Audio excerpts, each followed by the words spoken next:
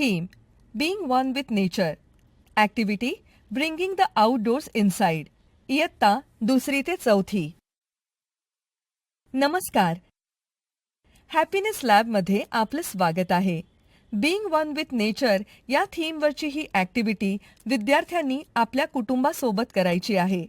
यामुळे पालक आणि मुले यांच्यामधील भावनिक बंध आणि संवादही वाढेल. त्यामुळे पालकांनाही या ॲक्टिव्हिटी संबंधी सांगा. आपल्या ॲक्टिव्हिटीचं नाव आहे ब्रिंगिंग द आउटडोर्स इनसाइड, म्हणजेच बाहेरचा निसर्ग घरात आणूया.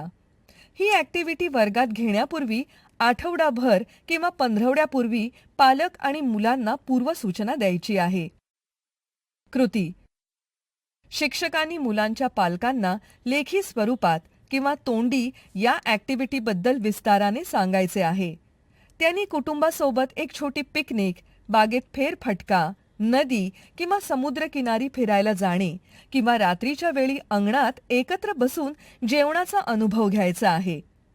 आपला अनुभव विद्यार्थ्याने वहीत लिहावा किंवा एखादी छानशी कविता तयार करावी किंवा चित्र काढावे. या ॲक्टिव्हिटीत पालकांनी आपल्या मुलांसोबत निसर्गातील विविध घटकांवर संवाद साधायचा आहे.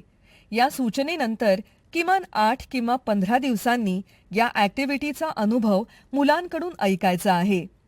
वर्गात निवडक विद्यार्थ्यांना त्यांचा अनुभव सांगायला आमंत्रित करावे. शिक्षकांनी त्यांना काही प्रश्न विचारावेत. तुम्ही कुठे गेला होता? तुम्ही तिथे काय पाहिले? तुम्हाला काय विशेष वाटले? तुमच्या घरच्यांनी काय मजा केली? घराबाहेर वेळ घालवणे तुम्हाला कसे वाटते? इत्यादी. निसर्ग सुंदर आणि प्रदूषणमुक्त राहण्यासाठी आपण काय करू शकतो यावर विद्यार्थ्यांशी चर्चा करावी. निसर्गातील छोटे छोटे क्षण मोठ्या शिकवणी देतात. चला, ही शिकवण आपल्या आयुष्यात उतरवूया.